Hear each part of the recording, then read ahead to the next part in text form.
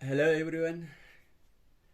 Class 10 ये triangles में से आज हम देखते हैं एक्सरसाइज 6.2 का क्वेश्चन नंबर फर्स्ट देखते हैं। 6.2 के क्वेश्चन नंबर फर्स्ट कह रहे कि in figure 6.17 first and second D E parallel B C and find E C in first and A D in second. ठीक है दोस्तों, हमारे पास दो फिगर दिया गया है।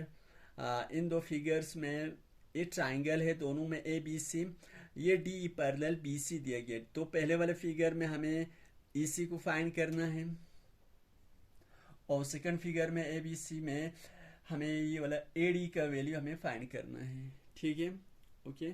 तो ये ट्रायंगल को देखिए दोस्तों कैसे सोल्व करते हैं, बहुत आसान है। पहले हम फिगर फर्स्ट वाला ले लेते हैं। ठीक है, फ्रॉम फिगर फर्स्ट, पहले वाले फिगर को हम सोल्व करते हैं। देखिए पहले वाले फिगर में क्या है, D E parallel to B C. ठीक है, डी ई पैरेलल है बी सी में। ठीक है, ओके। तो जब ये D E parallel B C है तो ये क्या हो जाएंगे, A D upon D B, A D upon D B equal to A E upon E C. ये कहां से आया, ये आ गया बाय बेसिक प्रोपोर्शनैलिटी थ्योरम, जिसको हम थैलिस थ्योरम भी कहते हैं, शॉर्ट में बीपीटी कहते हैं। ठीक है, बीपीटी क्या कह रहे हैं कि अगर किसी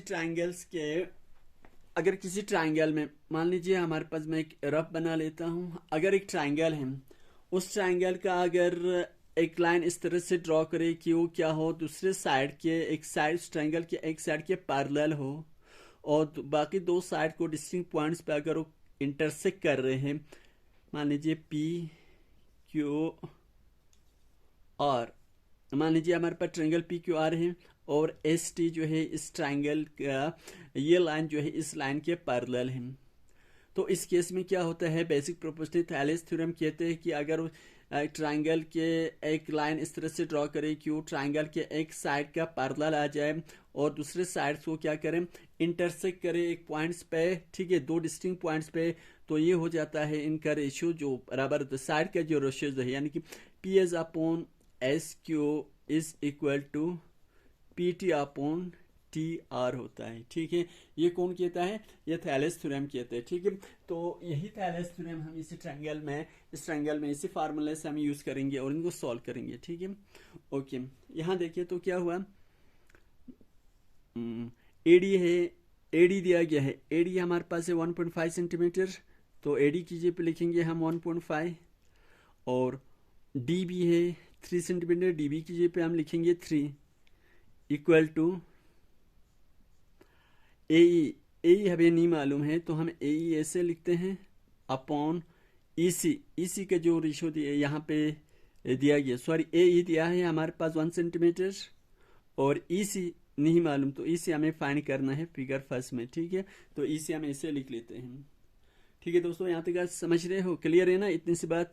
ओके, अब मैं क्या करूँ, क्रॉस मल्टीप्लाई कर रहा हूँ यहाँ से इस तरह से, ई सी इंटू इस साइड से इसको मल्टीप्लाई करता हूँ क्योंकि इस साइड में डिवाइड में है, दूसरे साइड भेजे तो ये मल्टीप्लाई में जाएंगे। E C into 1.5 is equal to 3 into 1 हो जाएंगे, 3 इंटू 1। ठीक है, इतनी सी बात क्लियर है। ओके, 3 इंटू 1 क्या कर दिया हमने, यहाँ पे क्रॉस मल्टीप्लाई कर दिया। Okay, E C equal to 3 1 3, 3 into 1 3 हो गया। 1.5 जो है इसी के साथ मल्टीप्लाई है, अब मैं दूसरे साइड शिफ्ट कर दूंगा, उसको ट्रांसपोर्ट कर दूंगा तो ये हो जाएंगे डिवाइड में जाएंगे 1.5, क्योंकि हमें इसे निकालना है। ओके, अब यहाँ देखिए 3 है। ओके, इस पॉइंट 1.5 को खत्म करने के लिए हम क्या करते हैं, पॉइंट को खत्म करते हैं, तो अब सीधा क्या करते हैं, पॉइंट को खत्म करते हैं, सीधा 15 लिखते हैं और ऊपर एक 0 लगा देते हैं।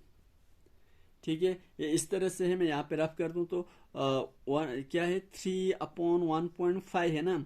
ओके, इधर देखिए पॉइंट के बल्ले पे हम 1 लिखते हैं और पॉइंट के बाद जो नंबर है उसके बल्ले पे हम 0 लिखते हैं। 10 आ गया और ऊपर भी 10 लिखना है, दोनों साइड को 10 से क्या ऊपर नीचे दोनों को 10 से मल्टीप्लाई कर देंगे। 3 इंटू 10 आया 30 हो गया, और 1.5 इंटू 10 हो जाएंगे ये 15.0 हो जाएगा। पॉइंट के बाद जीरो ही है तो पॉइंट ना लिखो तो कुछ भी फर्क नहीं पड़ेंगे। तो यही मैंने यहाँ पे लिखा शॉर्ट में क्या आया 13/15 आ गया। अब इसको कट होगा 15 1 जा 15, 15 2 जा 30, तो कितना आया 2। तो यहाँ से हमारे पास EC का वैल्यू निकल गया। EC इक्वल टू कितना आ गया 2 सेंटीमीटर, क्योंकि हमारे पास जो यूनिट दिया गया सेंटीमीटर। तो यही निकलना था हमें पहले क्वेश्चन में। ठीक है, बहुत आसान था। ठीक है, होप कि आपको ये समझ में। ओके, नेक्स्ट करते हैं हम सेकंड वाला फिगर करते हैं। ठीक है, ओके ओके फ्रॉम, अब हम करते हैं फर्स्ट करने के बाद हम करते हैं from figure second, from figure second figure में से। यानी कि आप इसमें हमें क्या करना है, बेसिक प्रोपोर्शनलिटी थ्योरम, थैलिस थ्योरम का हमें फार्मूला लगा के हमें सॉल्व करना है। ठीक है, तो देखिए फिगर सेकंड क्या है, एडी सॉरी DE पैरेलल है BC। ये DE जो है पहले ट्रायंगल में भी BC के पैरेलल है, और सेकंड फिगर के ट्रायंगल में भी DE जो है BC के पैरेलल। जब DE जो है BC के पैरेलल होंगे तो क्या हो जाएंगे, तो ये हो जाएगा AD upon DB equal to AE upon EC। कहाँ से आया है, ये आ गया है बाय BPT, जिसको हम कहते हैं basic proportionality theorem. Basic proportional theorem ये कहते हैं कि जब भी ट्रायंगल के एक साइड का कोई लाइन जो है इस तरह से ड्रॉ करके वो ट्रायंगल के एक साइड के पैरेलल हो, तो उस ट्रायंगल की साइड का रेशियो जो है दूसरे साइड के जो बाकी जो साइड्स का रेशियो जो है वो क्या होता है, इक्वल होता है। ये कौन कहते हैं, थैलिस थ्योरम कहते हैं, जिसको हम बेसिक प्रोपोर्शनलिटी थ्योरम भी कहते हैं। ठीक है, ओके। अब देखिए यहाँ पे एडी दिए है, एडी की ना, एडी हमें नहीं मालूम है, एडी हमें फाइंड आउट करना है। एडी हम इसे लिखते हैं, और डी भी है हमारे पास 7.2 सेंटीमीटर दिया गया, 7.2 सेंटीमीटर इक्वल टू AE है 1.8 अपॉन EC दिया है 5.4,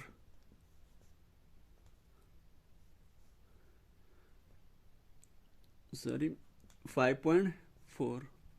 ठीक है दोस्तों, ओके। अब यहाँ देखिए AD इक्वल टू, हमें AD निकालना है। AD में इसे इस साइड में रखता हूँ, दूसरे साइड में है 1.8 अपॉन 5.4।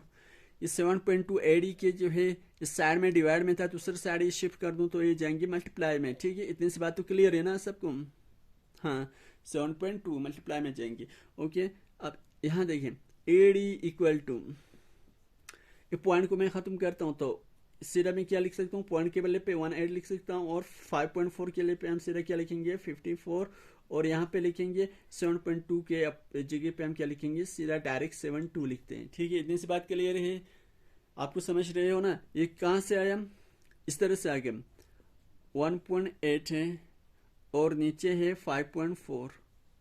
ठीक है, ओके समझ रहे हो।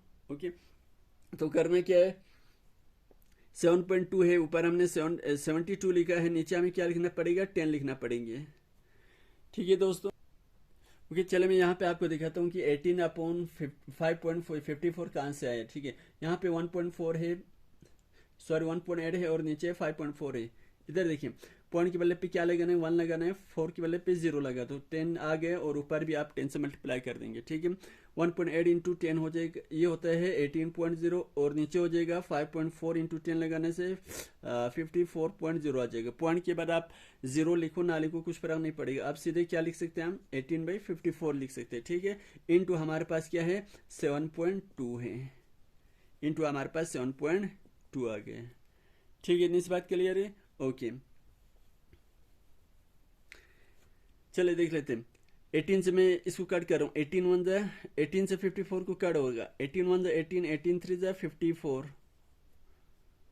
18 3 54। तो AD जो आ गया, AD का जो वैल्यू निकला हमारे पास, AD इक्वल आया हमारे पास 1/3 इंटू 7.2। ओके, 3 से 7.2 को आप डिवाइड कर दो, 3 1 3, 3 2 6, 1 बचा 1 इधर गया तो 12 हो गया, पॉइंट आ गया, और 3 4 ज़ा 12। तो एडी जो यहाँ से निकला कितना आया, एडी का वैल्यू आया हमारे पास, एडी इक्वल टू 2.4 सेंटीमीटर आया। ठीक है दोस्तों, इतने से बात क्लियर है। देखो यहाँ पे मैं आपको दिखा देता हूँ, जब हमने क्या किया 7.2 को हमने क्या किया 3 से डिवाइड किया। ठीक है, रफ कर रहा हूँ मैं दिखा रहा हूँ, 3 2 ज़ा 6, 7 में 6 निकाला 1। अब क्या देता रहा हूँ मैं 2 को देता रहा हूँ, लेकिन 2 जो है पॉइंट के बाद आ रहे हैं तो ऊपर क्या लगाते हैं हम 2 लगाते हैं। 3 4 ज़ा 12 खत्म। तो कितना आया 2.4, वही 2.4 यहाँ पे हमने लिख लिया। ठीक है, कितना लिखा है, एडी इक्वल टू आया हमारे पास, एडी का जो वैल्यू निकला है यहाँ पे, एडी इक्वल टू 2.4 सेंटीमीटर। ठीक है, इतनी सी बात क्लियर, आगे समझ में सबको। Okay, thank you.